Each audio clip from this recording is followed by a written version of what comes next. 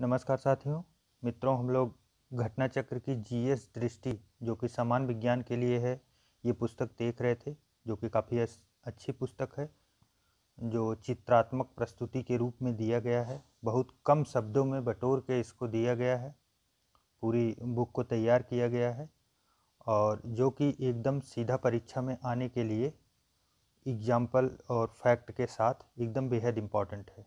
और बहुत कम पेजों में ये पुस्तक दी गई है। तो इसके दो पार्ट हम लोग देख लिए थे, जो जीव विज्ञान का था और फिजिक्स का। तो इसके बचे हुए पार्ट में आइए अब हम लोग देखते हैं रसायन विज्ञान। सबसे पहले एक नज़र डालते हैं इसके सिलेबस पर। परमाणु संरचना 94 से 96 पेज पे है और किरणें दी गई हैं। फिर रासायनिक एवं भौतिक परिवर्तन एवं विलयन, अकार्बनिक रसायन, धातुएं, खनिज, अयस्क, गुणधर्म एवं उपयोग, सल्फर, नाइट्रोजन, हैलोजन एवं अक्रिय गैसों के बारे में दिया गया है। उसके बाद अम्ल, क्षार तथा लवण दिया गया है।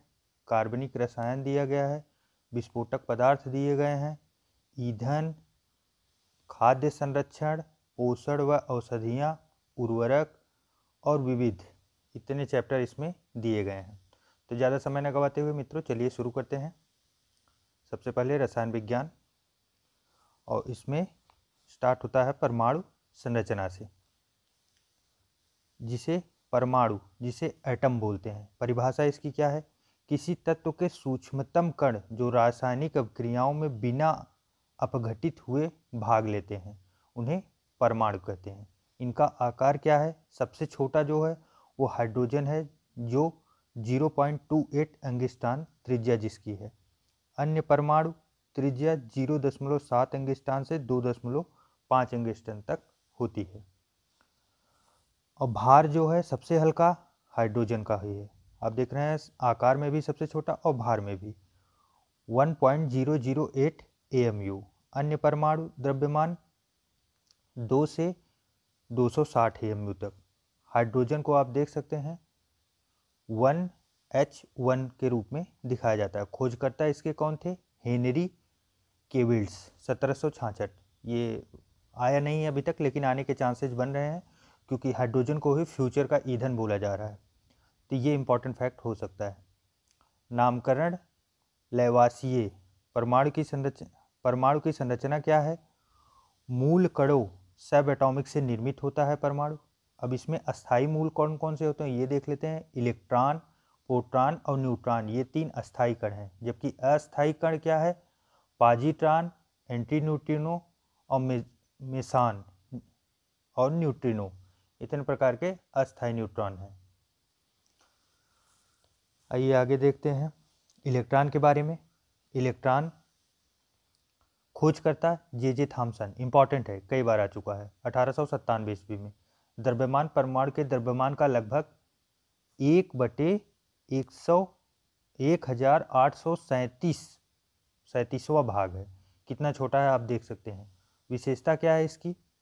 ऋण आवेशित कण, निगेटिव चार्ज पार्टिकल है। इलेक्ट्रॉन निगेटिव चार्ज का होता है। इलेक्ट्रॉन पर आवेश -1.6 × 10⁻⁻19 कूलाम। द्रव्यमान 9.11 × 10⁻31 किलोग्राम। अब आइए प्रोटॉन के बारे में देख लेते हैं। इसमें सबसे ज़्यादा इंपॉर्टेंट यही था, जे थॉमसन, जो इनके खोजकर्ता हैं इलेक्ट्रॉन के। अब आइए प्रोटॉन को देख लेते हैं। प्रोटॉन खोजकर्ता गोल्डस्टीन, इंपॉर्टेंट है। अर्नेस्ट रदरफोर्ड, ये भी इंपॉर्टेंट है। ज़्यादा करके रदरफोर्ड ही अभी तक परीक्षाओं में आया है, तो ज़्यादा इंपॉर्टेंट इन्हें ही समझिए। कुछ किताबों में खोजकर्ता गोल्डस्टीन को माना गया है, लेकिन स्पष्ट जानकारी रदरफोर्ड ने दी है। रदरफोर्ड ही इंपॉर्टेंट है। द्रव्यमान हाइड्रोजन परमाणु के बराबर होता है। विशेषता क्या है? धन आवेशित कण है, पॉजिटिव चार्ज पार्टिकल्स। प्रोटॉन पर आवेश चार्ज प्रोटॉन प्लस 1.6 × 10⁻⁻19 कूलाम। और द्रव्यमान इसका कितना है? 1.67 × 10⁻⁻27 किलोग्राम। आइए अब आगे देखते हैं न्यूट्रॉन के बारे में। न्यूट्रॉन जिसके खोजकर्ता कौन है? जेम्स चैडविक, 1932 ईस्वी में। ये बना कैसे है? प्रोटॉन प्लस न्यूट्रॉन से। प्रोटॉन और न्यूट्रॉन से बने कण को क्या बोलते हैं? न्यूक्लियॉन्स। विशेषता इसकी क्या है? विद्युत उदासीन कण, न्यूट्रल पार्टिकल्स है। द्रव्यमान हाइड्रोजन परमाणु के बराबर या प्रोटॉन के द्रव्यमान के बराबर 1.67 × 10⁻⁻27 किलोग्राम।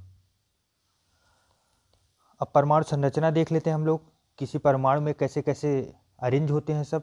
तो ये जो ऑर्बिटल बना है उसे एटॉमिक ऑर्बिट बोलते हैं, परमाणु कक्ष जो बोला जाता है। और ये बीच में जो है न्यूक्लियॉन है, जिसमें प्रोटॉन और न्यूट्रॉन होते हैं, जिसे न्यूक्लियस बोलते हैं। और इलेक्ट्रॉन आप देख रहे हैं साइड में चक्कर लगा रहा है। उसके बाद फिर आगे देखते हैं परमाणु क्रमांक, एटॉमिक नंबर, प्रतीक जेड से इसको प्रतीक किया जाता है। परमाणु क्रमांक नाभिक में उपस्थित प्रोटॉनों की संख्या है। विशेषताएं क्या है? प्रत्येक तत्व का परमाणु क्रमांक स्थिर, भिन्न भिन्न तत्वों के परमाणु क्रमांक अलग अलग होते हैं। उदाहरण हाइड्रोजन तत्व का परमाणु क्रमांक 1। आइए और देखते हैं द्रव्यमान संख्या, मास नंबर, प्रतीक ए है। द्रव्यमान संख्या नाभिक में प्रोटॉनों की संख्या जिसे जेड से निरूपित करते हैं, प्लस नाभिक में न्यूट्रॉनों की संख्या जिसे एन से निरूपित करते हैं। विशेषताएं क्या है? किसी तत्व के भिन्न भिन्न परमाणुओं की द्रव्यमान संख्या अलग अलग होना संभव है। किसी तत्व के भिन्न भिन्न परमाणुओं की द्रव्यमान संख्या अलग अलग होना संभव है। द्रव्यमान संख्या बराबर क्या होता है? परमाणु भार, एटॉमिक मास। सम इलेक्ट्रॉनिक्स, आइसो इलेक्ट्रॉनिक्स जिसे बोलते हैं, परिभाषा क्या है? ऐसे आयन और परमाणु जिनके मध्य इलेक्ट्रॉनों की संख्या बराबर होती है उन्हें सम इलेक्ट्रॉनिक्स बोलते हैं। इलेक्ट्रॉनिक विन्यास एक समान होते हैं। उदाहरण sodium plus, magnesium double plus, fluorine minus, oxygen minus minus एवं निकिल, प्रत्येक में 10 इलेक्ट्रॉन हैं।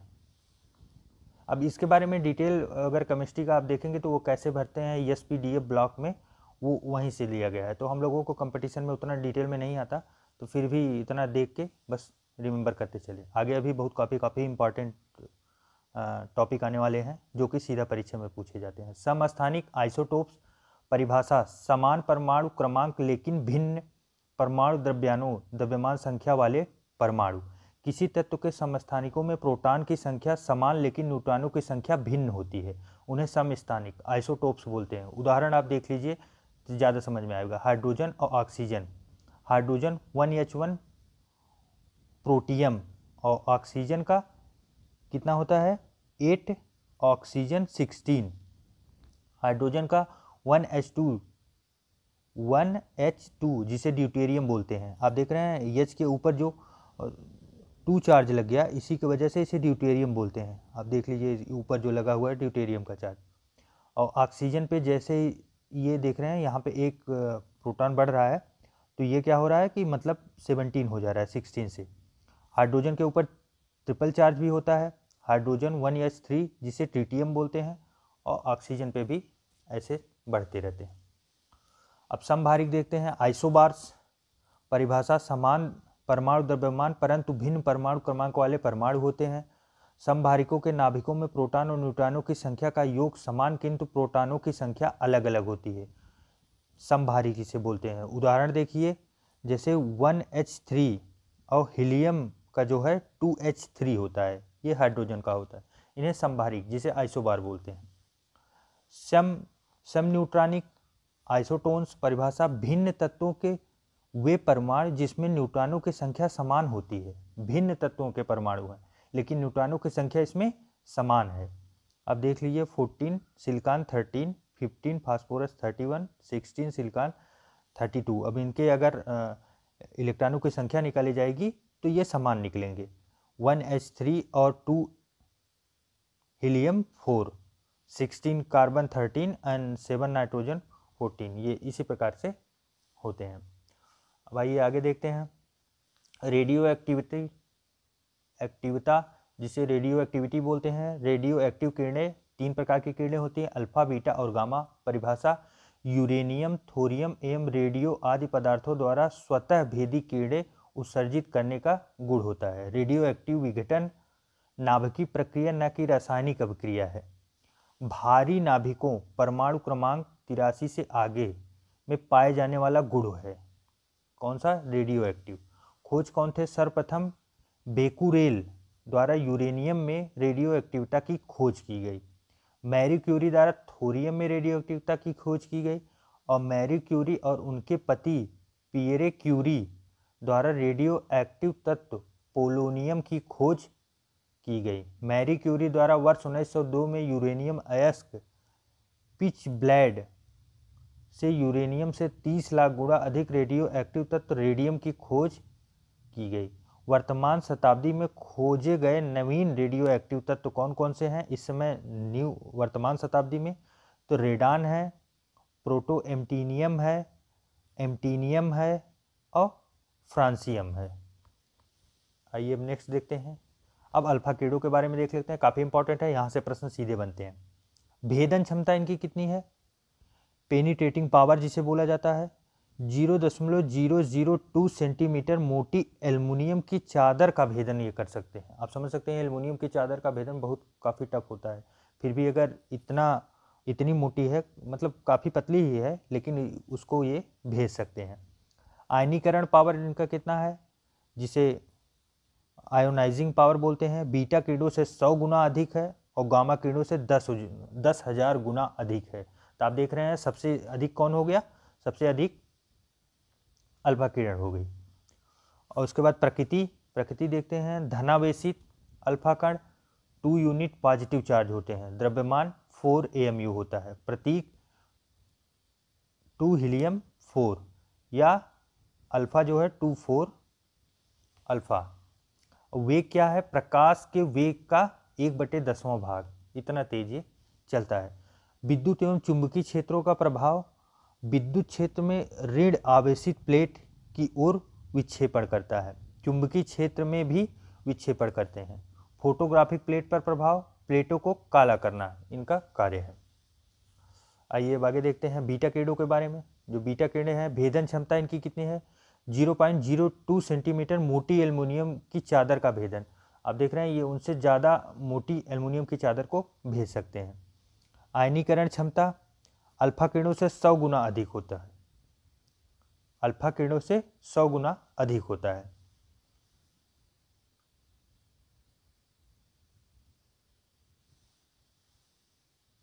बीटा किरणें ज़्यादा खतरनाक है। उसके बाद फिर देखते हैं विद्युत एवं चुंबकीय क्षेत्रों का प्रभाव। विद्युत क्षेत्रों में धन आवेशित प्लेट की ओर विक्षेपण, चुंबकीय क्षेत्रों में भी विक्षेपण। फोटोग्राफिक प्लेट पर प्रभाव क्या पड़ता है? अल्फा किरणों की अपेक्षा प्लेट को कम काला करती हैं ये। वेग क्या है? प्रकाश के वेग के बराबर होता है। प्रतीक 1b या 10e बोलते हैं। प्रकृति क्या है? ऋणावेशित, बीटा किरणों से निर्मित एक इकाई ऋणावेशित है। द्रव्यमान इसका आप देख ही सकते हैं काफ़ी कम है, इंपॉर्टेंट नहीं है। आगे देखते हैं गामा किरणें। भेदन क्षमता 100 सेंटीमीटर मोटी एल्युमिनियम की चादर को भेज सकती हैं, काफ़ी स्ट्रांग है। आयनीकरण क्षमता अल्फा किरणों से 1/10,000 गुना अधिक पावर है इनमें, और बीटा किरणों से 1/100 गुना अधिक पावर है। विद्युत एवं चुंबकीय क्षेत्रों का प्रभाव, विद्युत और चुंबकीय क्षेत्रों पर कोई प्रभाव नहीं पड़ता। फोटोग्राफिक प्लेट पर प्रभाव, अल्फा एवं बीटा किरणों की अपेक्षा प्लेटों को सबसे कम काला करती हैं। वेग क्या है? वेग लगभग प्रकाश के बराबर ही होता है। और प्रकृति क्या है? विद्युत उदासीन होते हैं। तरंग दैर्घ्य लगभग 1 एंगस्ट्रॉन के बराबर होता है। आइए अब कुछ फैक्ट देख लेते हैं। हीलियम के नाभिक में होते हैं 2 प्रोटॉन और 2 न्यूट्रॉन, इंपॉर्टेंट है, याद रखें। परमाणु में कक्षों को भरने का क्रम नियंत्रित होता है आपबाउ सिद्धांत पर। आपबाउ सिद्धांत में ही दिया गया था, इसके बारे में आप लोग जानते होंगे। S P D F 4 block होते हैं और इन्हीं को भरा जाता है आपबाउ के सिद्धांत पे, जिसको ऐसे आप देखे होंगे, कभी कभी पढ़े भी होंगे आप। 2s2 और फिर उसके बाद P6 और D10 और F14, इतने इसमें एलिमेंट भरे जाते हैं परमाणु। उसके बाद फिर देखते हैं रेडियो एक्टिविटी मापी जाती है किसके? गाइगर काउंटर से, इंपॉर्टेंट है, ये आ सकता है। रेडियो एक्टिविटी के आविष्कारक हैं एंटोइन हेनरी बैकुरेल, जो 1896 ईस्वी में खोज किए थे। रासायनिक एवं भौतिक परिवर्तन तथा विलयन, ये इंपॉर्टेंट है, आप यहाँ से प्रश्न देखेंगे, अच्छा खासा प्रश्न पूछते हैं। तो आइए अब इसके बारे में देखते हैं। भौतिक परिवर्तन, फिजिकल चेंज किसे बोलते हैं?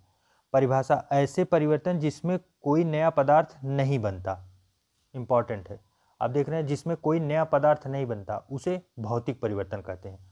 उत्क्रमण संभव, उदाहरण बर्फ को गर्म किया जाना, जल को गर्म करना।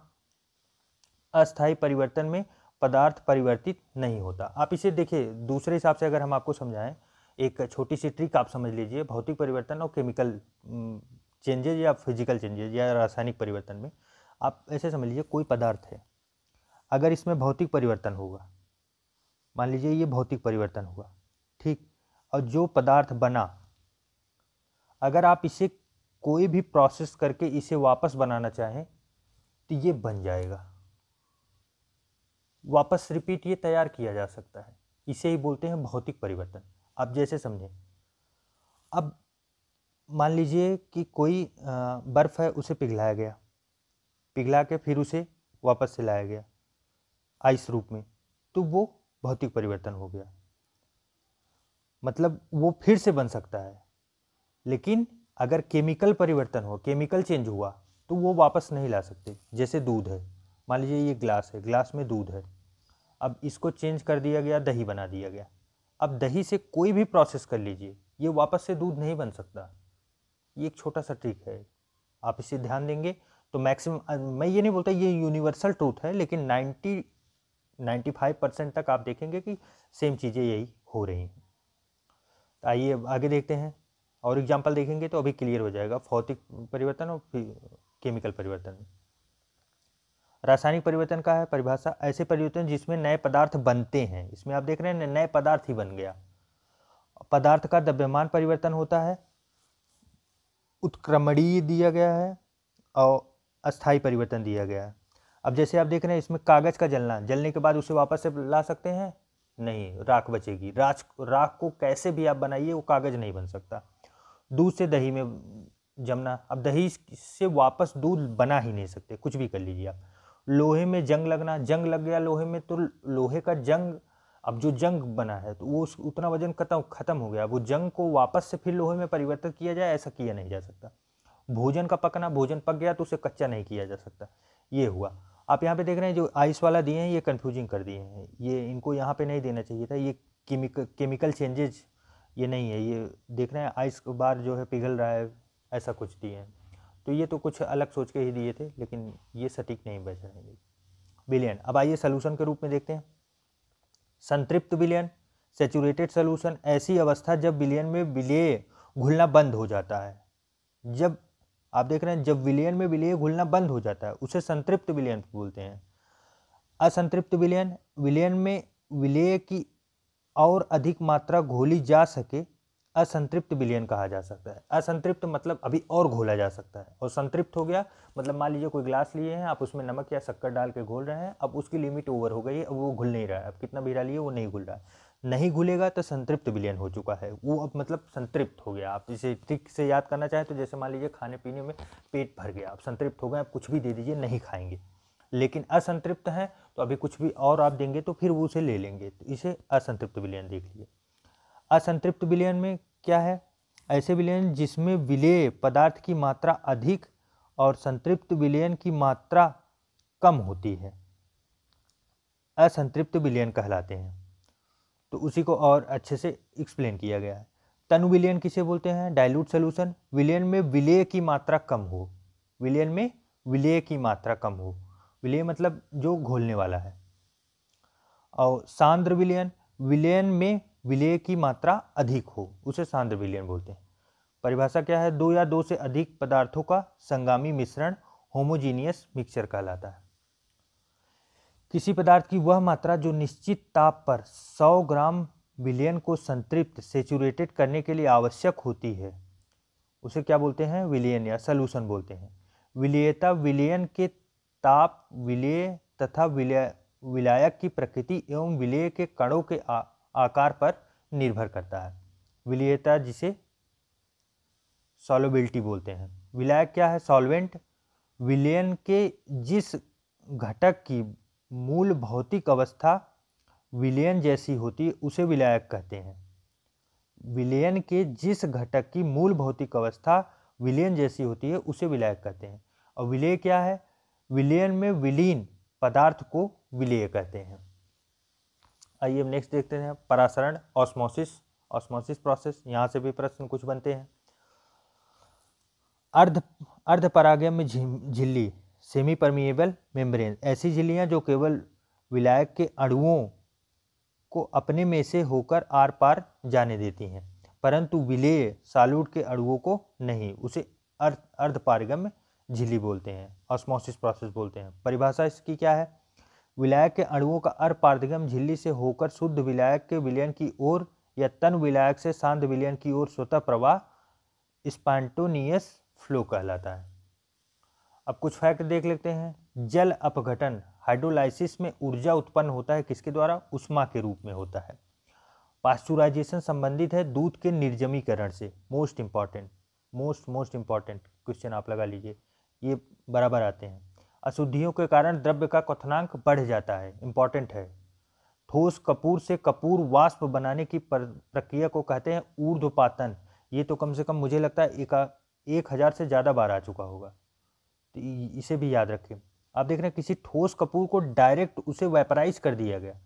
वेपराइज मतलब वो डायरेक्ट गैस में बन गया या तो भाप बन के वो डायरेक्ट उड़ने लगा, लिक्विड हुआ ही नहीं, इसे ही ऊर्ध्वपातन बोलते हैं। यही प्रश्न है। चांदी पर काले रंग की परत चढ़ना उदाहरण है संक्षारण का। किसका? संक्षारण का। अब आइए देखते हैं अकार्बनिक रसायन, तत्वों का वर्गीकरण इसमें कैसे करते हैं।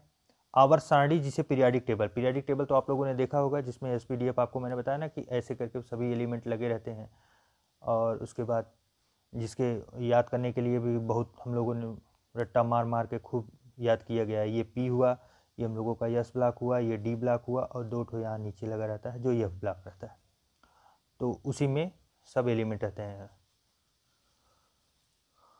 आइए अब देखते हैं तत्वों का वर्गीकरण। आवर्त सारणी का सर्वप्रथम वैज्ञानिक सिद्धांत क्या था? दमित्री मेंडलीव द्वारा दिया गया था। आधुनिक आवर्ती नियम तत्वों के भौतिक तथा रासायनिक गुणधर्म उनके परमाणु क्रमांकों के आवर्ती फलन से होता है, उसी हिसाब से उन्हें अरेंज किया गया है।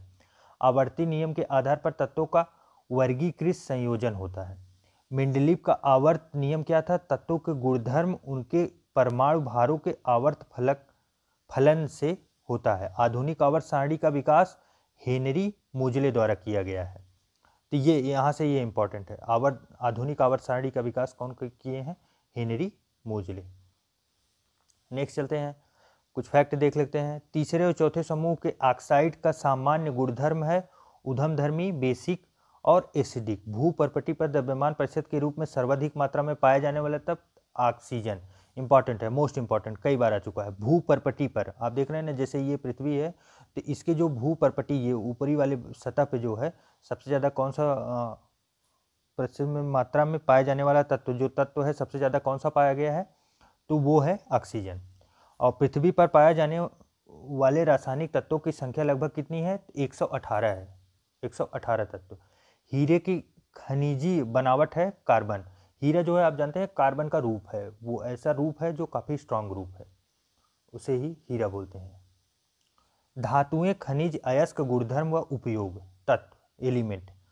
प्रमुख स्रोत भूपर्पटी, अर्थ क्रस्ट से मिला है। प्रमुख प्रकार धातुएं जिसे मेटल बोलते हैं, अधातुएं नॉन मेटल, उपधातु सेमी मेटल, मेटलॉइड्स जिसे बोलते हैं। धातु उपधातु, धातु अधातु बराबर उपधातु हो गया। परिभाषा क्या है? ऐसे पदार्थ जो एक ही प्रकार के परमाणुओं से बने होते हैं तथा उन्हें भौतिक व रासायनिक विधियों से तोड़ा नहीं जा सकता, उन्हें ही तत्व एलिमेंट बोलते हैं। अब धातुएं ये देखते हैं। मेटल्स, ये देख रहे हैं 24 कैरेट गोल्ड सोने की बिस्किट है, या इसे ईंट बोलते हैं सोने की। पढ़ो लिखो अच्छे से, कमाओ, ये इकट्ठा करो, ढेर सारा पैसा बनाओ। कोई बात नहीं, मजाक कर रहे थे। ये तो देख रहे हैं बहुत ज़्यादा इसको स्टोर करने के लिए यूज करते हैं सब। ब्लैक मनी को ब्लैक मनी के रूप में स्टोर करते हैं ये गोल्ड बिस्किट। तो इन सब चीज़ों से आप जितना ज़रूरत हो उतना ही यूज करें। बाकी तो गोल्ड तो ऐसा है कि हमारे देश में एक ट्रेंड सा बन गया है, जिसको देखो वही लूटपाट मचा के रखा है। भूपर्पटी से सर्वाधिक पाई जाने वाली धातु एल्युमिनियम है।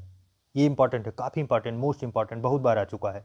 भूपर्पटी से सर्वाधिक पाए जाने वाली धातु, अभी आपने ऊपर देखा ना तत्व, तत्व कौन था? तत्व ऑक्सीजन था, तत्व ऑक्सीजन था जिसे O2 बोलते हैं। और यहाँ पे एल्युमिनियम है, धातु जो है। प्रकृति में प्राप्ति किसकी किसकी है? मुक्त अवस्था में, जिसे नेटिव स्टेट में कहते हैं। तत्व रूप में प्राप्त, उदाहरण कम सक्रिय धातुएं जैसे गोल्ड, प्लैटिनम आदि, ये सब जो हैं प्राकृतिक रूप में पाई जाती हैं, कम सक्रिय धातुएं होती हैं। जो संयुक्त अवस्था में पाई जाती हैं, जिसे कंबाइंड स्टेट में बोलते हैं, यौगिक रूप में प्राप्त होती हैं। ये उदाहरण अधिक सक्रिय धातुएं होती हैं। कौन सी होती हैं? कैल्शियम होती है, पोटेशियम होती हैं, ऐसी धातुएं होती हैं।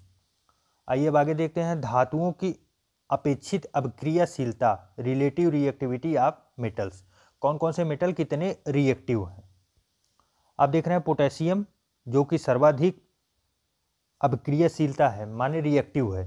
ये धातुओं की बात बस की जा रही। और सबसे कम कौन सा है? Au स्वर्ण, जिसे सबसे कम अभिक्रियाशील माना जाता है। तो यहाँ से देख लेते हैं पोटेशियम, फिर sodium, calcium, magnesium, aluminium, zinc जिसे जस्ता बोलते हैं, आयरन, लेड और कॉपर, पारा, चांदी और सोना। अब आइए देख लेते हैं पोटेशियम खनिज अयस्क कौन कौन से हैं। नीचे पहले देख लेते हैं खनिज और अयस्क, मिनरल्स और ओर्स। मिनरल्स क्या है? धातु तथा उनके यौगिक पृथ्वी में जिस रूप में मिलते हैं उन्हें खनिज कहते हैं। अयस्क का है ऐसे खनिज जिनसे धातुएं निकलना आर्थिक दृष्टि से लाभदायक होता है, उन्हें ओर्स कहते हैं। सोडियम खनिज अयस्क, minerals ores of sodium. Borax, Na2B4O7 10H2O, ये कौन है? बोरेक्स का सूत्र है। टोना, Na3HCO3 का होल ट्वाइस और 2H2O, ये रहा टोना। ग्लाइब्राइट जो है Na2CaSO4 का होल ट्वाइस। रॉक साल्ट क्या है? NaCl को ही रॉक साल्ट बोलते हैं। साधारण नमक को भी NaCl बोलते हैं। चीली सेरा NaNO3। क्रोमोलाइट जिसको क्रायोलाइट Na3AlF6 के रूप में निरूपित करते हैं। पोटेशियम खनिज अयस्क देखते हैं जिसमें पोटेशियम उपस्थित होता है, या फिर ओर्स, सिल्वाइन, KCl, कार्नेलाइट, आप इसका फार्मूला देख सकते हैं, इंपॉर्टेंट बहुत नहीं है। सोनाइट, ये भी इसका फार्मूला है। मैग्नीशियम खनिज अयस्क जो मैग्नीशियम से बनते हैं, एप्सोमाइट और मैग्नेसाइट और डोलोमाइट। डोलोमाइट का आप देख लीजिए, ये इंपॉर्टेंट है, MgCO3 CaCO3 और केजेराइट MgSO4 और H2O। उसके बाद फिर देखिए कैल्शियम खनिज अयस्क कौन कौन से हैं। जिप्सम इंपॉर्टेंट है, काफ़ी इंपॉर्टेंट है, CaSO4 2H2O, ये इसका सूत्र है, आप याद रखिए क्योंकि यहाँ से प्रश्न सीधे बनते हैं। लाइमस्टोन, ये भी इंपॉर्टेंट है, CaCO3। और कैल्साइट जो है ये CaCO2, ये कैल्साइट होता है। और फ्लोरोस्पार जो है ये क्या है? CaFO2। एल्युमिनियम के खनिज जो अयस्क होते हैं उन्हें देख लेते हैं। एल्युमिनियम के बॉक्साइट बहुत बार पढ़े हम लोग, इंपॉर्टेंट है, देख लेते हैं। Al2O3 2H2O, ये इसका सूत्र है। क्रोमोलाइट जो है Na2AlF6 और कोरंडम जिसे बोलते हैं Al2O3 होता है। और डाइस्पोरा Al2O3H2O, ये डाइस्पोरा होता है। तो इसमें सबसे ज़्यादा इंपॉर्टेंट कौन सा है? बॉक्साइट है, बॉक्साइट का याद रखें। वैसे कभी पूछा तो अभी नहीं गया है, लेकिन चांसेस बहुत बनते हैं कि ये पूछ सकते हैं। कॉपर खनिज के बारे में देख लेते हैं। एजुराइट Cu3 CO3 को होल ट्वाइस, OH का होल ट्वाइस। अब जो इंपॉर्टेंट होगा हम लोग वही देखेंगे। कैल्कोसाइट और क्यूपाइट और मेलेकाइट, ये हैं इसके कॉपर के ऑक्साइड। फिर जिंक के ऑक्साइड देखते हैं। Zincite ZnO zinc blende, ZnS फिंकलिनाइट और कैलामीन। अब लेड खनिज Pb का देख लेते हैं। गैलेना काफ़ी बार पढ़े हैं, PbS होता है इसका। और सीरूसाइट PbCO का होल थ्राइस, मैलोकाइट और PbFCl होता है। और मैग्नीज खनिज या अयस्क जिसे बोलते हैं, mineral ores of manganese, Magnite MnO and OH, और हैसमाइट MnO Mn का होल थ्राइस O4, और पायरोलूसाइट, इतना इंपॉर्टेंट नहीं है ये सब। आइए आगे देखते हैं। सिल्वर खनिज अयस्क जिसमें Ag, सिल्वर को Ag से निरूपित करते हैं। नेटिव सिल्वर होता है, अर्जेंटाइल होता है और केरार्जी राइट होता है। आयरन खनिज अयस्क जो होता है मैग्नेटाइट, ये इंपॉर्टेंट है। मैग्नेटाइट आयरन, क्योंकि ये लोहे के प्रकार होते हैं। तो Fe3 का होल 4 ये होता है मैग्नेटाइट, ये इंपॉर्टेंट है आयरन के सभी। हेमाटाइट Fa2O का थ्राइस, लाइमोनाइट FeOOH NH2O, और सेडेराइट FeCO3, iron pyrite FeS twice. अब कुछ फैक्ट देख लेते हैं। टिन का अयस्क कैसीटेराइट ACNO होल ट्वाइस है। मरकरी Hg का अयस्क सिनबार जो है HgS। माणिक्य और नीलम का रासायनिक रूप इंपॉर्टेंट है, ये चूँकि एक अंगूठी होती है इसकी बनती है, ये धातु होते हैं, धातु बोल रहे हैं, ये पत्थर होते हैं, तो ये कैसे बनते हैं उसको देख लेते हैं। एल्युमिनियम के ये ऑक्साइड होते हैं, दो के दोनों, माणिक्य और नीलम इंपॉर्टेंट है। मोती का रासायनिक संरचना कैल्शियम कार्बोनेट इंपॉर्टेंट है, इसे याद रखें, CaCO whole thrice. Plaster of Paris ये बहुत ज़्यादा इंपॉर्टेंट है, बहुत परीक्षाओं में आ चुका है, जिसे कैल्शियम सल्फेट बोलते हैं। CaSO4 हाफ H2O, ये है इसका रासायनिक रूप या रासायनिक सूत्र बोलते हैं। बैलाडीला प्रमुख खनन केंद्र है किसका? हेमेटाइट लौह अयस्क का। अब आप लोग कमेंट में बताइए बैलाडीला उपस्थित कहाँ है, आप लोग कमेंट नहीं करते हो मित्रों। मिश्र धातु अब देख लेते हैं परिभाषा। किसी धातु में अन्य धातु या कार्बन जैसी धातुओं के मिश्रण से प्राप्त पदार्थ को मिश्र धातु कहते हैं। उदाहरण पीतल, स्टील, गन मेटल, रांगा, कांसा आदि, ये सब मिश्र धातु हैं। अब परीक्षा की दृष्टि से कुछ फैक्ट देख लेते हैं। अमलगम बनाने वाली धातु कौन सी है? पारा। अमलगम किससे बनता है? पारा से। टाका या सोल्डर के अवयव कौन है? सीसा 68% और टिन 32%। इंपॉर्टेंट, टाका या सोल्डर आप समझ रहे हैं ना, जो रेडियो की दुकान पे जाते हैं या फिर कहीं जाते हैं तो वो हीट करके लगाते नहीं इसको, वायर को चिपकाने के लिए, उसे ही बोलते हैं टाका या सोल्डर। जिसकी उपस्थिति के कारण पीतल का रंग हवा में फीका पड़ जाता है। किसके कारण? हाइड्रोजन सल्फाइड के कारण। हाइड्रोजन सल्फाइड के कारण पीतल का रंग जो है वो फीका पड़ जाता है। फोटोग्राफी में प्रयुक्त होता है सिल्वर ब्रोमाइड। मोस्ट इंपॉर्टेंट, 50 से ज़्यादा परीक्षाओं में आ चुका है, 50 से और सैकड़ों बार से ज़्यादा आ चुका है। गैल्वेनाइजेशन में प्रमुख धातु कौन सी है? जस्ता है। अब प्रमुख मिश्र धातुएं देख लेते हैं। मिश्र धातु पीतल, इसके अवयव कौन कौन से हैं? तांबा और जिंक। स्टील लोहा और कार्बन से बना है। स्टेनलेस स्टील इंपॉर्टेंट है, कई बार आ चुका है। लोहा आयरन, निकेल, क्रोमियम और कार्बन 4 चीज़ों से मिलकर बना है। टाका सोल्डर जो है सीसा और टिन से बना है। कांसा जो है तांबा और टिन से बना है। जर्मन सिल्वर जो है तांबा, निकेल और जिंक से बना है। बेल मेटल जो है तांबा और टिन से बना है। गन मेटल जो है टिन, जिंक और तांबा से बना है।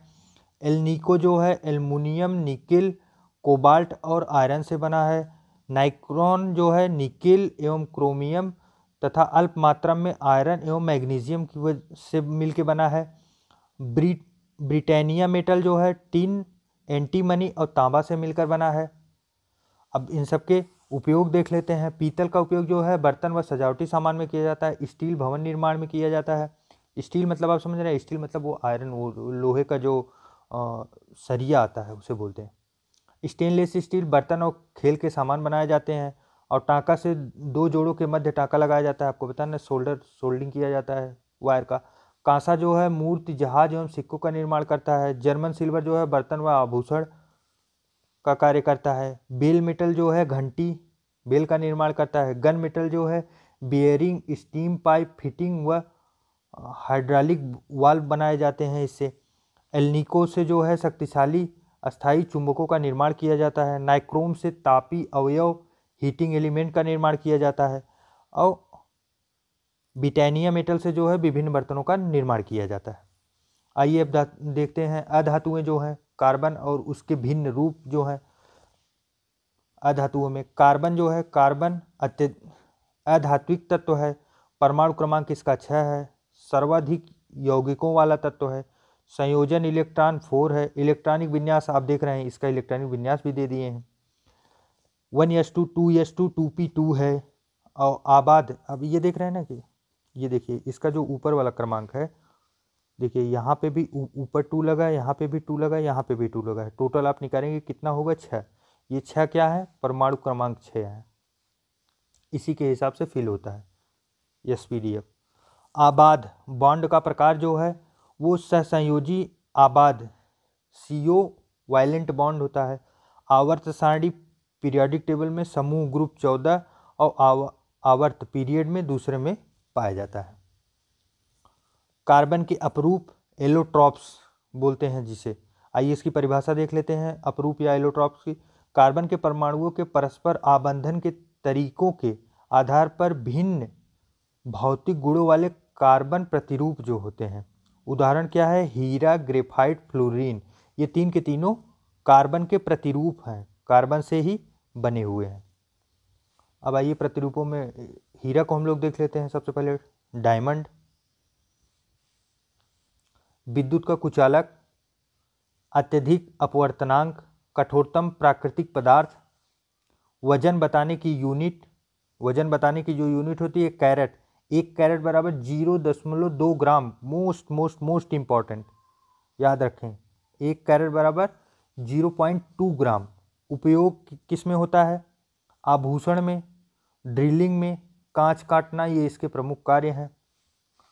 और संरचना दृढ़ त्रियामी होती है। आप देख रहे हैं ये संरचना काफ़ी स्ट्रांग संरचना है, ये कभी जल्दी ब्रेक नहीं होती है। कोयले के प्रकार देख लेते हैं। 4 प्रकार के कोयले पाए जाते हैं, काफ़ी इंपॉर्टेंट है। लिग्नाइट कोयला 25 से 35% इसमें कोयला होता है, बाकी द्वंद होता है, उतने अच्छी क्वालिटी के नहीं माने जाते। सब बिटुमिनस कोयला 35 से 45% तक होता है। बिटुमिनस 45 से 85% तक। और एंथ्रेसाइट सबसे हाईएस्ट और सबसे उच्च क्वालिटी का कोयला माना जाता है, जो 85% से अधिक होता है। अब ग्रेफाइट देख लेते हैं। उच्च गलनांक है इसका, मुलायम एवं ताप का सुचालक होता है। उपयोग परमाणु संयंत्र में मंदक के रूप में किया जाता है, पेंसिल में इलेक्ट्रोड के रूप में और स्नेहक के रूप में इसका उपयोग किया जाता है।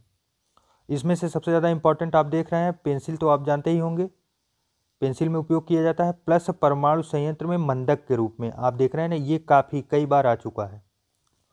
परमाणु संयंत्र में मंदक के रूप में कैसे उपयोग किया जाता है, क्योंकि ये जो है कि उसको ठंडा रखने में सहायक होता है। जो परमाणु भट्टियाँ होती हैं बीच में, जब उसके इलेक्ट्रॉन न्यूट्रॉन आपस में जनरेट करते हैं तो वो बहुत हीट जनरेट हो जाता है, तो बाहर से उसको ठंडा या मंदक या स्पीड को उसको कंट्रोल करने के लिए सहयोगी होता है। संरचना क्या है, खटकोड़ी व्यू होता है।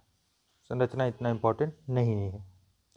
कार्बन के कुछ यौगिकों के गलनांक व क्वथनांक, यौगिक एस्टिक एसिड CH3COOH, और उसके बाद जिसका गलनांक है 290 केल्विन और क्वथनांक है 391 केल्विन। क्लोरोफॉर्म 209 केल्विन और 334 केल्विन। एथेनॉल जो है C2H5OH 156 केल्विन और 351 केल्विन। मीथेन जो है जिसे CH4 के रूप में निरूपित करते हैं 90 केल्विन और 111 के। कुछ तथ्य देख लेते हैं। हीरे के अतिरिक्त कांच को खरोचने के लिए प्रयुक्त होता है हाइड्रोफ्लोरिक एसिड, जिसे बोलते हैं HCl, HF, हाइड्रोफ्लोरिक नहीं, HCl नहीं है, हाइड्रोक्लोरिक एसिड होता है वो, HF जो है हाइड्रोफ्लोरिक एसिड।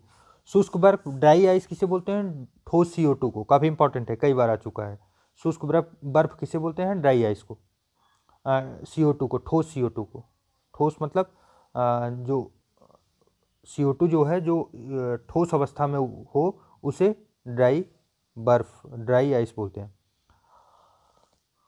ऑक्सो कार्बन के संघटक हैं तो कौन? कार्बन एवं ऑक्सीजन। हाइड्रोजन और उसके यौगिक देख लेते हैं। हाइड्रोजन जो है वो ब्रह्मांड में सर्वाधिक मात्रा में पाए जाने वाला तत्व है, सबसे ज़्यादा मात्रा में, मोस्ट इंपॉर्टेंट, कई बार प्रश्न आ चुके हैं। आपको एक चीज़ और मैंने अभी पहले बताया था, हाइड्रोजन को क्या बोलते हैं? फ्यूचर का ईंधन बोलते हैं। पृथ्वी की सतह पर तीसरा सर्वाधिक प्रचुर मात्रा में पाया जाने वाला तत्व है, तीसरा सर्वाधिक प्रचुर मात्रा में। परमाणु क्रमांक 1 है, इलेक्ट्रॉनिक विन्यास 1s1 है। पृथ्वी के वायुमंडल में मात्रा 0.015% है। द्रव्यमान संख्या 1 है, प्रतीक यस से दिखाते हैं। और फुलरीन देख लेते हैं, अन्य नाम बकमिस्टर फुलरीन। अत्यधिक अस्थायी संरचना, अत्यधिक अस्थायी मतलब बहुत स्ट्रांग होता है, ये ब्रेक ही नहीं होता जल्दी, बहुत बहुत ज़्यादा स्ट्रांग होता है। 20 खट भुजों या 12 भुजाओं से निर्मित होता है। रासायनिक संरचना C60 इसका रासायनिक संरचना है, इंपॉर्टेंट है। अत्यधिक अभिक्रियाशील होता है। हाइड्रोजन के समस्थानिक देख लेते हैं। अभी हम लोगों ने कुछ ऊपर देखा था, फिर बाकी यहाँ देख लेते हैं। ड्यूटेरियम प्रतीक जो है 21H या D से इसे निरूपित करते हैं। अस्थायी समस्थानिक है, खोजकर्ता यूरे ब्रिकवैड मर्फी और न्यूटन की संख्या 1 है। और प्रोटियम देख लेते हैं, प्रतीक 1HH है जिसे H से निरूपित करते हैं। अस्थायी समस्थानिक है, न्यूटन की संख्या इसमें उपस्थित ही नहीं होती। और ट्राइटियम जो है प्रतीक 1H3 है और जिसे T से निरूपित करते हैं। रेडियो एक्टिव है और खोजकर्ता लेंजियर, ब्लिकने और स्मिथ हैं। न्यूट्रॉन की संख्या इसमें 2 होती है। आप इसमें देख रहे हैं, इसमें न्यूट्रॉनों की संख्या 1 है और इसमें 0 है और यहाँ पे 2 है। इन्हीं के आधार पे तीनों का नामकरण हुआ है। आगे देख लेते हैं ड्यूटेरियम के बारे में देख लेते हैं। भारी जल है, ड्यूटेरियम या ऑक्साइड है, D2O। आप देख रहे हैं ना, जैसे H2O से वाटर बनता है, ऐसे ही D2O से ड्यूटेरियम बनता है। ठीक है। उसके खोजकर्ता कौन थे? यूरे और बासबर्न, वर्ष 1932 में। उपयोग नाभिकीय संयंत्रों में न्यूट्रॉन के मंदक के रूप में ड्यूटेरियम का उपयोग किया जाता है। ड्यूटेरियम या ड्यूटेरियम के यौगिक बनाने में ये इस्तेमाल होते हैं। गुण क्या है? रंगहीन, गंधहीन, स्वादहीन, जल में अविलेय। विशेषताएं क्या है? शरीर हेतु हानिकारक है और पौधों के विकास को रोकना और पौधों का अंकुरण रोक देना, ये नुकसानदायक है। लेकिन इसका प्रयोग सबसे ज़्यादा कहाँ होता है? आपको बताया हमने, नाभिकीय संयंत्रों में मंद्रक के रूप में। आइए आगे देख लेते हैं जल। अब जल को देख लेते हैं। मृदु जल एक होता है, एक कठोर जल होता है। ऐसे जल जो साबुन के साथ आसानी से झाग देते हैं उसे मृदु जल बोलते हैं, जिसे मीठा पानी बोलते हैं। और कठोर जल ऐसा जल जो साबुन के साथ कठिनाई से झाग देता है। कठोरता का कारण जल में घुले कैल्शियम और मैग्नीशियम के बाइकार्बोनेट, क्लोराइड, सल्फेट एवं नाइट्रेट आदि लवण के वजह से होता है। अब हाइड्रोजन परऑक्साइड देख लेते हैं। गुण क्या है? फीका नीला, पेल ब्लू गाढ़ा द्रव्य होता है। जल, एल्कोहल एवं ईथर में विलेय होता है ये। और 0 डिग्री सेल्सियस पर अपेक्षित घनत्व 1.47 है। क्वथनांक 150.2 डिग्री सेल्सियस है क्वथनांक, और हिमांक -0.43 डिग्री सेल्सियस पे ये जम जाता है। खोज कौन किए थे? खोजकर्ता थीनार्थ थे, वर्ष 1818 में। सूत्र क्या है? H2O2 है। हाइड्रोजन परऑक्साइड उपयोग कीटनाशी, जर्मिसाइड में किया जाता है। प्रतिरोधी, एंटीसेप्टिक, घाव धोना, गरारे करना, कान साफ करना, इन सब में यूज होता है। हाथी दांत, ऊन, रेशम, पंख व बाल आदि में विरंजन में। दूध एवं शराब आदि के परिरक्षण में। रॉकेट, जेट, पनडुब्बियों व टारपीडो के गोदन में। ईंधन एवं ईंधन के ऑक्सीकारक के रूप में। आप देख रहे हैं इसका उपयोग कितना है, बहुत ज़्यादा है। अब कुछ फैक्ट देख लेते हैं। प्रयोगशाला में हाइड्रोजन का संश्लेषण होता है। दानेदार जिंक की तनु हाइड्रोक्लोरिक अम्ल से अपक्रिया के द्वारा। साधारण साबुन सोडियम लवण होता है एस्टियरिक अम्ल C17H35COOH का भार के अनुसार पानी H2O में हाइड्रोजन की प्रतिशतता कितनी है? 11.11%। हाइड्रोजन को जलाने से मिलता है पानी, इसीलिए आप देख रहे हैं फ्यूचर का ईंधन इसे बोलते हैं। जैसे और किसी गैस को या फिर किसी पेट्रोलियम को अगर आप जलाएंगे तो उससे प्रदूषण फैलेगा, लेकिन हाइड्रोजन को जलाने के बाद देख रहे हैं पानी निकल रहा है, तो पानी तो नुकसानदायक है ही नहीं। और फ्यूचर में सबसे बड़ी बात यह हो सकती है इसे फ्यूल के रूप में यूज किया जाएगा, और जो साइड प्रोडक्ट में वाटर यूज आएगा, इस वाटर को आप पीने योग्य या एग्रीकल्चर के योग्य में ले सकते हैं, तो इसीलिए इसे फ्यूचर का ईंधन बोलते हैं। न्यूक्लियर रिएक्टरों में विमंदक और प्रशीतक दोनों की तरह प्रयुक्त होने वाला पदार्थ कौन सा है? भारी जल। आप देख रहे हैं विमंदक और प्रशीतक दोनों के रूप में। समुद्री जल को शुद्ध जल में बदलने की प्रक्रिया को कहते हैं उत्क्रम परासरण, रिवर्स ऑस्मोसिस। इंपॉर्टेंट है, आ चुका है। वनस्पति तेल के हाइड्रोजनीकरण के लिए उत्प्रेरक के रूप में प्रयुक्त होता है निकल। किसके? वनस्पति तेल में। आइए अब देखते हैं सल्फर, नाइट्रोजन, हैलोजन व अक्रिय गैसें कौन सी हैं। अक्रिय गैसें परिभाषा ऐसी गैसें जो सामान्यतः रासायनिक अपक्रियाएं नहीं करती हैं, रासायनिक अपक्रियाएं नहीं करती, उन्हें अक्रिय गैसें बोलते हैं। आवर्त सारणी में समूह संख्या 18 में ये उपस्थित होते हैं। कौन कौन सी हैं? हीलियम है, नियान है, आर्गन है, क्रिप्टॉन है, जीनान है और रेडान है। अन्य नाम इनका क्या है? उत्कृष्ट गैस जिसे नोबेल गैस बोलते हैं, और दुर्लभ गैस जिसे रेयर गैस भी नाम से इन्हें जाना जाता है। प्रमुख अक्रिय गैसें कौन कौन सी हैं देख लेते हैं। हीलियम है, हीलियम प्रतीक He, परमाणु क्रमांक 2 है, समूह 18, आवर्त सारणी 1 और ब्लॉक यस ब्लॉक के हैं, इलेक्ट्रॉन विन्यास 1s2। विशेषताएं, ब्रह्मांड में हाइड्रोजन के पश्चात दूसरा सबसे ज्यादा पाया जाने वाला तत्व है। किसके बाद? हाइड्रोजन के पश्चात। अज्वलनशील, रंगहीन, अज्वलनशील और रंगहीन, हाइड्रोजन के बाद दूसरी सबसे हल्की गैस है। उपयोग गुब्बारों में भरने के लिए, गहरे समुद्रों में गोताखोरों द्वारा वायु के स्थान पर सांस लेने के लिए प्रयुक्त किया जाता है। कौन सी gas? Helium gas.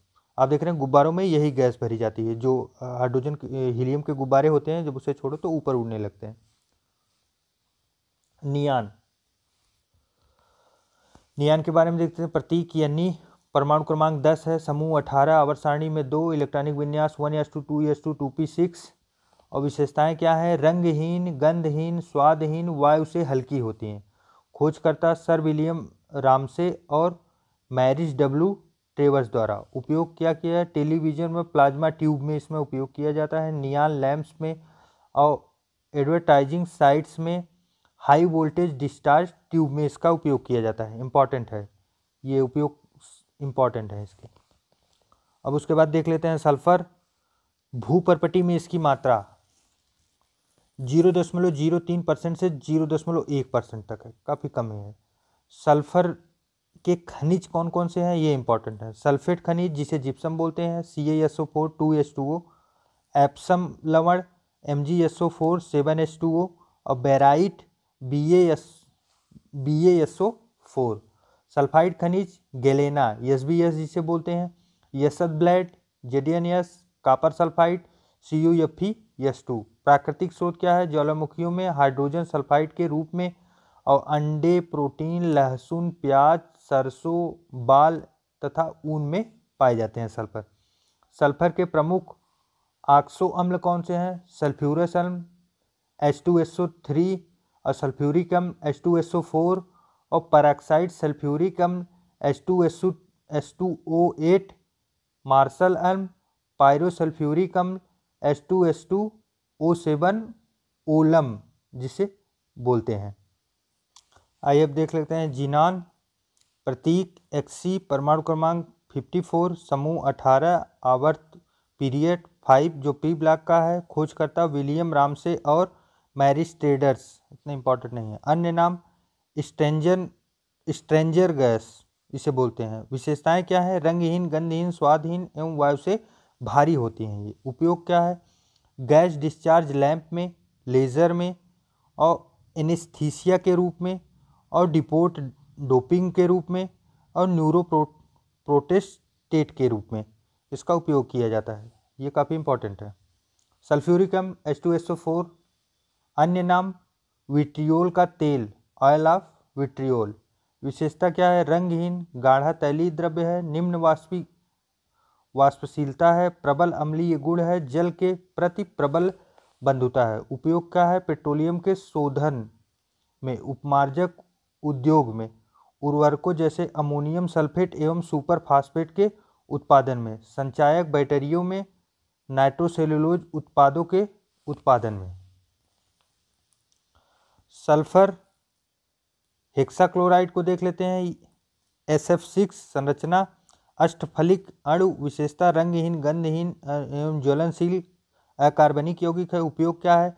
Electric insulator के रूप में, रडार एवं टारपीडो में प्रयोग किया जाता है। तो इंपॉर्टेंट आप यही उपयोग देखते रहिए, उपयोग काफ़ी इंपॉर्टेंट है, यहीं से सीधा प्रश्न बनते हैं, बाकी तो उतने इंपॉर्टेंट नहीं दिख रहे हैं। सल्फर डाइऑक्साइड SO2, विशेषता रंगहीन, तीखी गंध, जल में अत्यधिक विलेय, क्वथनांक 263 केल्विन है। उपयोग क्या है? शर्करा और पेट्रोलियम के शोधन में, ऊन तथा रेशम के विरंजन में, प्रतिफ्लोरो विसंक्रात्मक एवं परीक्षण के रूप में, सल्फाइड अम्ल, सोडियम हाइड्रोजन सल्फाइड तथा कैल्शियम हाइड्रोजन सल्फाइड के उत्पादन में उपयोग किया जाता है। तो ये काफ़ी इंपॉर्टेंट है। अब आगे हम देखेंगे नाइट्रोजन और हैलोजन के बारे में। तो नाइट्रोजन परमाणु क्रमांक 7 है, समस्थानिक N14 और N15 के रूप में पाए जाते हैं, आवर्त 2 में और ब्लॉक P में और ग्रुप 15 में। विशेषताएं क्या हैं? रंगहीन गंधहीन स्वादहीन एवं अविषैली गैस है। उपयोग अमोनिया तथा अन्य औद्योगिक रसायनों के निर्माण में, वायुयान के टायरों में भरने हेतु, पौधों की वृद्धि के लिए आवश्यक तत्व है। प्रयोगशाला में विश्लेषण क्या है? अमोनियम क्लोराइड NaCl2 के जलीय विलयन की सोडियम नाइट्राइड के साथ NaNO2 अपक्रिया से। और उसके बाद हम लोग हैलोजन देख लेते हैं। ग्रुप 17 के तत्व हैं, अत्यधिक अपक्रियाशील एवं अत्यधिक अधात्विक तत्वों की श्रृंखला है। उदाहरण फ्लोरीन, क्लोरीन, ब्रोमीन, आयोडीन और एस्टोटीन है। सर्वाधिक अपक्रियाशील हैलोजन कौन सा है? फ्लोरीन है, जो सबसे अधिक विद्युत ऋणात्मक तत्व है। भौतिक अवस्था क्या है? द्रव्य ब्रोमीन, गैस फ्लोरीन व क्लोरीन, ठोस आयोडीन। रंगयुक्त फ्लोरीन पीला और क्लोरीन हरापन लिए हुए पीला, और ब्रोमीन जो है वो लाल होता है और आयोडीन बैंगनी होता है। तो मित्रों वीडियो काफ़ी लंबा हो जाएगा, इसलिए हम लोग अब आगे इसका सेकंड पार्ट देखेंगे, जो कि जल्द से जल्द अपलोड किया जाएगा। आप लोगों को कैसा लगा आप लोग कमेंट करके ज़रूर बताइएगा, और मित्रों चैनल को सब्सक्राइब ज़रूर कर लें, क्योंकि अभी आपको ऐसे ही ढेर सारी पुस्तकों के बारे में अच्छे से जानकारी मिलेगी, और सभी सब्जेक्ट जो है यहाँ अच्छे से पढ़ा के पूरे किए जाएंगे, जिससे आने वाली सभी परीक्षाओं में साइंस से रिलेटेड या फिर GS के सभी टॉपिकों से रिलेटेड सभी प्रश्न आसानी से बनाए जा सके। और मिलते हैं एक नए एपिसोड में, तब तक के लिए आप लोगों का सहयोग और प्यार ऐसे ही बना रहे। धन्यवाद।